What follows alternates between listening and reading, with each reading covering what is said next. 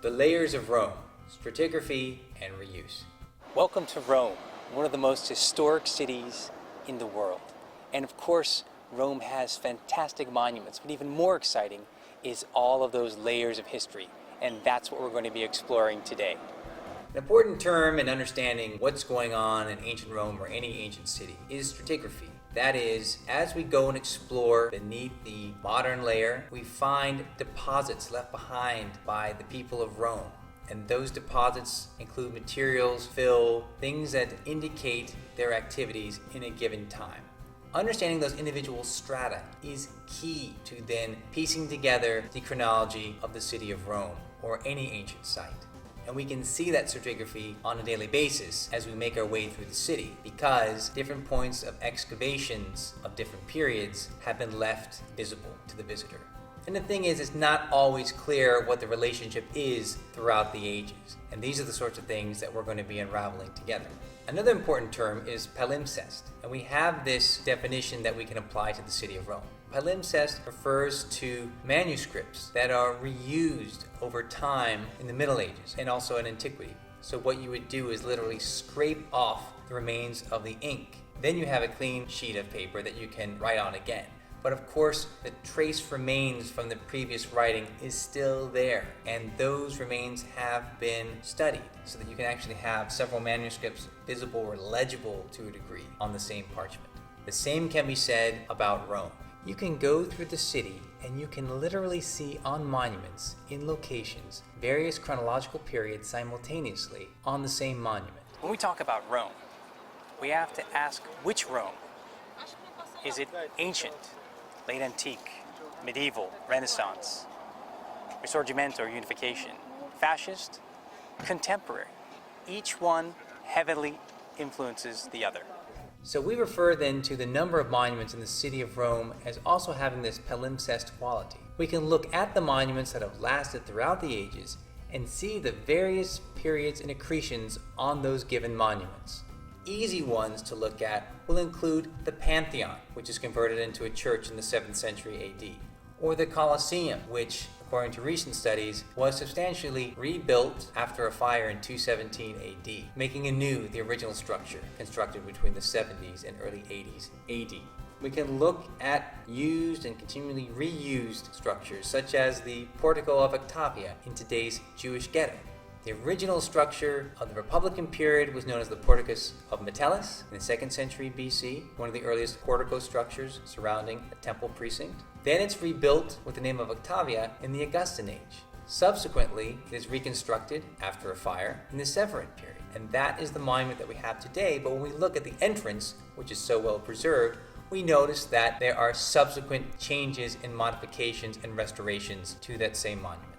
The Basilica Julia is another great example of how monuments are constructed and reused, perpetuated through time before their eventual abandonment. So when we look at the Basilica Julia, underneath have been the excavations of the Republican houses replaced by the early Republican basilicas of the 2nd century BC.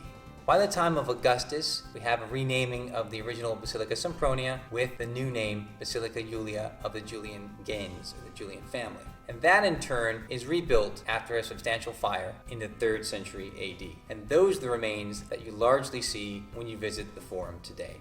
The material of earlier periods is frequently reused in later constructions. A great example of this is the medieval house in the Forum Transitorium. And what you see is the construction involves the use of recutting ashlar blocks of tuff and also incorporating bits and pieces of marble fragments. We can look at the so-called tabularum structure on the slopes of the Capitoline Hill facing the Roman Forum, an archival structure for the Romans storing information and documents, or maybe it was the mint, or maybe the platform for a large temple like the Temple of Juno Moneta. Here we have below the original structure with big blocks of tuff and some travertine. Off to the side, you see a substantial medieval fortification, a tower. And ultimately, the large structure that sits on top of it is Palazzo Senatorio, which today is still City Hall and houses the office of the mayor. Reused columns appear frequently throughout the city in new locations with new purposes, as porticos for houses in the Middle Ages, or filling the naves of churches of late antiquity and the Middle Ages, all the way through the Renaissance times. We can see Rome's layers throughout the various excavations that are visible today. We can look down into Largo, Argentina, with 4 Republican temples. We can look down to the ground level of Trajan's Column and the other imperial fora. We can look down to the ground level of the Temple of Hadrian. In other cases, we don't see those layers because they want to maintain a certain access into monuments. For example, we walk down a slope into the Pantheon today, but in antiquity, we would be on the ground level and walk up a series of steps to go into that temple. We've lost that kind of connection, and that slope is something modern. So we're getting a sense of a lower layer, but it's not quite so obvious because the staircase is hidden away. The hills of Rome are substantially quarried throughout its history. In the Archaic period, the Imperial period, throughout the Middle Ages and the Renaissance. And we do have to realize that there are voids in all of these hills that ultimately can cause some instability and possible destruction within the city. We also have to consider the main tunnels of the catacombs and how dangerous it is to place modern constructions on top of those catacomb tunnels. The same goes for the areas that are quarried. Sometimes they're not even all substantially documented and are found only when destruction occurs.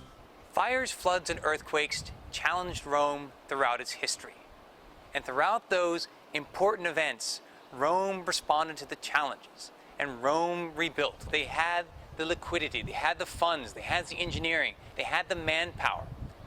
And over time, they rebuilt what needed to be rebuilt, and at other times continued to reuse what withstood the test of those destructive forces. And that is why today we have, in bits and pieces, many Romes, layer upon layer. Some things are spared, other things are not. Some things are maintained, other things are torn down. And that is the palimpsest of Rome today.